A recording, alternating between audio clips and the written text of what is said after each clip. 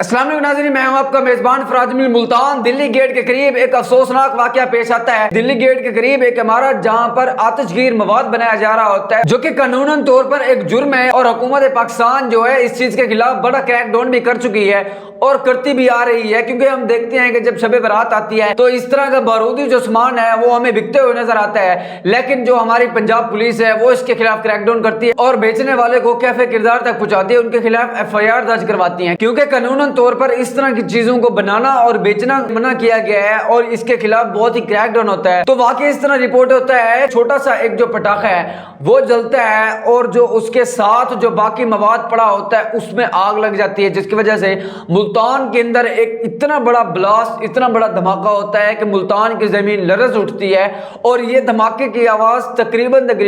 پورے ملتان کی عوام کو سنائی دیتی ہے۔ وہ جو عمارت جہاں پر وہ مواد بنایا جا رہا تھا، جب وہ بلاسٹ ہوتی ہے تو وہ عمارت مکمل طور پر زمین دوز ہو جاتی ہے، اور اس میں کام کرنے والے مزدور اور وہاں پر عمارت کے ساتھ موجود گلی میں آنے والے لوگ بھی کافی طور پر وہاں پر ڈیمیج ہوئے ہیں، اور اسی دوران آگ اس طرح بھڑک اٹھتی ہے کہ اس کے ساتھ موجود جو عمارتیں ہیں ان کو بھی اپنی لپیٹ میں لے لیتی ہے۔ تو جب متعلقہ عوام نے ریسکیو فائر بریگیڈ اور متعلقہ پولیس کو جب اطلاع پہنچائی تو فوراً ہی فائر بریگیڈ کی گاڑیاں آ جاتی ہیں، اور تقریباً 2 سے 3 گھنٹے کے دوران فائر بریگیڈ کے اہلکار اس آگ کو اپنے قابو میں لے لیتے ہیں، اور جب ریسکیو اپنا آپریشن شروع کرتی ہے تو بعد میں یہ خبر رپورٹ ہوتی ہے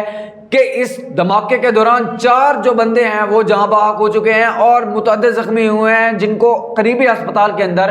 علاج کے لیے منتقل کر دیا گیا ہے۔ تو اس کے اگلے دن یہ ہوتا ہے کہ جب وہ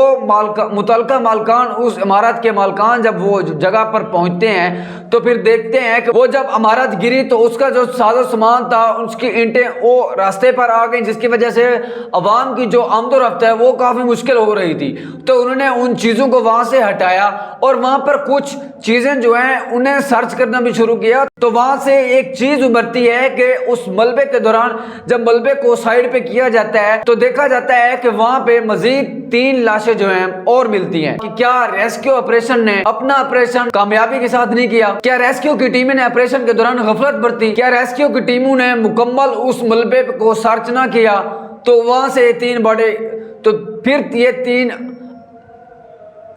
اگر انہوں نے ایک اچھا آپریشن کیا ہے، اس ملبے کو اچھی طریقے سے انہوں نے ہٹایا ہے، تو یہ 3 اور لاشیں کہاں سے آ گئی؟ اگر ریسکیو ادارے نے اپنا کام جو ہے تسلی بخش کیا ہے تو یہ 3 لاشیں جو ہیں ملبے سے نیچے، وہ عوام جو اس ملبے کو ہٹا رہی ہوتی ہے انہوں نے نکالا ہے۔ حالانکہ جو ریسکیو آپریشن کی ٹیم ہے انہوں نے رپورٹ دے دی تھی کہ آپریشن جو ہے وہ مکمل ہو چکا ہے اور یہ مکمل طور پر کلیئر ہے، لیکن متعلقہ عوام، متعلقہ مالکان جب وہاں پہ پہنچتے ہیں، ملبہ اوپر نیچے کرتے ہیں تو نیچے سے 3 اور ڈیڈ باڈیز آ جاتی ہیں۔ اب اگر انہوں نے تسلی بخش کام کیا ہے، نیک نیتی سے کام کیا ہے، تو یہ 3 باڈیز بھی اور وہ نکال آتے ہیں۔ اسے پوائنٹ یہ نکلتا ہے کہ پاکستان کا ویسے تو ہر ادارہ اس بد نیتی کام پر پیک پر پہنچ گیا ہے، لیکن ایک ادارہ بچا تھا جس کا نام ریسکیو تھا، جو عوام کی تحفظ کرتی ہے، جو عوام کو اس کا پروٹیکشن دیتی ہے، اس کو میڈیکلی انہیں سپورٹ کرتی ہے۔ اگر وہ غفلت سے کام انہوں نے نہیں کیا تو پھر یہ 3 اور اگر 4 کو نکال سکتے تھے